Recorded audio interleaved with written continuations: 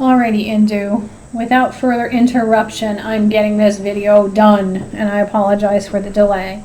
And also, I'm going to have to go back into the web chat, but I think this was the same problem Frank had, but I'm not sure. So Frank, if yours is a different question, I'll figure it out when I go back through the chat, and then I'll make the video for you as well. Okay, so Indu, in your particular problem, you were given the function the cube root of x. They wanted a third degree polynomial, and unfortunately, like why they have to do this is beyond me, but the center is 64. So that makes the numbers like horrific. In my opinion, there's no reason for it, but I don't know. They're going to do what they're going to do. So anyway, a third degree polynomial, I just wrote out the terms, right?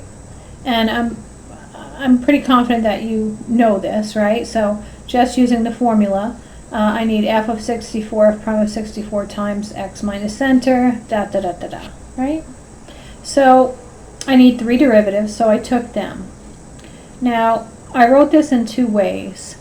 X to the 1/3, you're going to use the power rule. So the cube root of x, of course, we're going to write as x to the 1/3.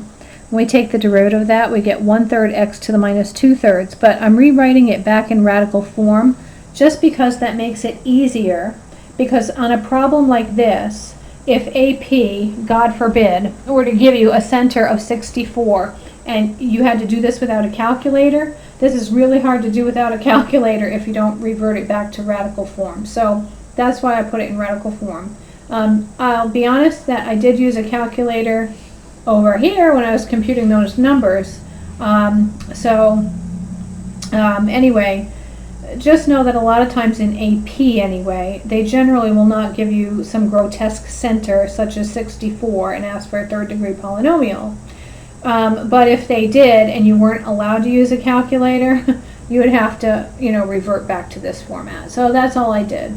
Took the second derivative and got this, so I rewrote it like so.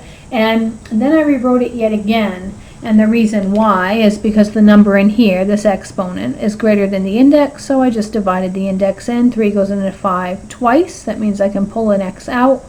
And there are 2 left over underneath the radical. And I did the same thing with the third derivative. Okay, so as the derivatives get larger, this thing gets uglier. So let's evaluate the function at those values. So the first one's easy. We know that the cube root of 64 is 4. Not a problem there. And even the second one, it's not that bad. Just remember, if 64 is a perfect cube, then 64 squared would be 4 times 4. So that's why I wrote 3 times 16 over here. It's the cube root of 64 times the cube root of 64 is what that amounts to. And that's 1 over 48, and of course that's really not that bad either. But as we move on, then it gets pretty nasty. So for the second derivative, all right, remember that for every x I have to plug that center in.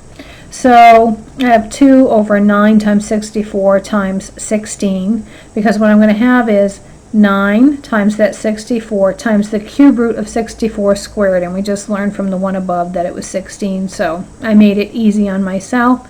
Well, that gives us negative 2 over 92/16, and you could have done this, to begin with if you wanted to, but we still end up with a pretty bad number there.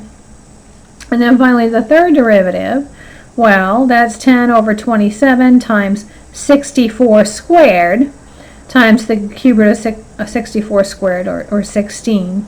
And anyway, that turns into this ginormous number here. So when we put it back in to the form for our Taylor polynomial, we end up with 4 plus 148 x minus 64 minus 1 over 4608 x minus 64 squared over 2 factorial plus 5 over that nightmare times x minus 64 cubed over 3 factorial. And now we're going to combine these numbers, right? So I did, right? This is just 6 times that number, which is like 5 million or something like that. And 2 times 4608 gave me 9216. So I hope that helped. I think it was probably you know, it's very tedious numbers to deal with, and perhaps that's kind of what threw you off. You can make a mistake really easily when you have a center of 64 and a cube root. Just saying, anybody could. I even made a mistake right here. I don't know if you can see my whiteout. And that it wasn't even with this part here. I don't know what I did there, I forgot. But anyway, over here, you can really make a mistake if you're not careful. And then, of course, all the rest of the work that depends on that expression is going to be wrong. So that's your problem in the nutshell. If you have any more questions, please don't hesitate to ask. Thanks for being patient.